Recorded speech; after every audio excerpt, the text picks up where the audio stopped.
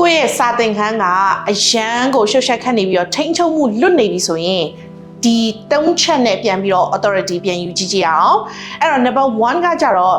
tone of voice ပဲဖြစ်ပါတယ်အဲ့တော့ teacher တို့တွေကကိုယ့်ရဲ့ tone of voice ကိုပုံမှန် speak နဲ့ပြောရမယ်ပြီးအတန်နေအတန်ထားကမှန်နေရလိမ့်မယ်စကားလုံးရွေးချယ်မှုတိုင်းက powerful ဖြစ်နေရလိမ့်မယ်အဲ့တော့ဒီနေရာမှာ teacher တို့ကအတန်းကအရင်ဆူညံနေပြီးတော့ကိုပြောတာကိုနားမထောင်တော့ဆိုရင်အရင်အော်ပြီးတော့ထိန်းချုပ်တာမဟုတ်ပဲနဲ့ကိုယ့်ရဲ့အတန်နေတန်ထားကိုပြန်ပြီးတော့ကိုကတည်ငြိမ်အောင်ပြန်လုပ်ကြည့်ပါအဲ့တော့ authority ပြန်ယူတဲ့အချိန်မှာကိုယ့်ရဲ့အတန်ရဲ့ volume နဲ့မဆိုင်ပါဘူးကိုယ့်ရဲ့အတန်ရဲ့ powerful ဖြစ်တဲ့ဟာ calm ဖြစ်တဲ့ဟာပဲပြီးကိုယ့်ရဲ့အတန်နေတန်ထားနဲ့ပဲဆိုင်ပါတယ်Number 2ကတော့ timing ဖြစ်ပါတယ်အဲ့တော့ကိုယ့်ရဲ့အတန်းထဲမှာပြဿနာတွေစမဖြစ်ခင်ကြိုပြီးတော့ဆရာမတွေကသိပါတယ်အဲ့မှာကလေးကပြဿနာတွေကိုဖြေရှင်းထားပါအဲ့တော့ဖြစ်လာမှဖြေရှင်းမယ်ဆိုတာမျိုး delay လုပ်ထားခဲ့ဆိုရင်ပြဿနာကပိုကြီးလာနိုင်ပါတယ်ဒါကြောင့်မလို့ကိုဒီ timing ကိုသိနေရလိမ့်မယ်Number 3ကတော့ territory ဖြစ်ပါတယ်အဲ့တော့ဆရာမတွေကကိုယ့်ရဲ့အတန်းနဲ့ရဲ့ territory ကိုကျွမ်းကျင်နေရလိမ့်မယ်တချို့တို့ရဲ့လှုပ်ရှားမှုတိုင်းဒီရွေချက်ရှိနေရလိမ့်မယ်အဲ့တော့ teacher တို့ကဒီဘက်ကိုသွားချင်တယ်ဆိုရင်ဘာကြောင့်မလို့သွားရတာလဲအနောက်ဘက်ကိုသွားချင်တယ်ဆိုရင်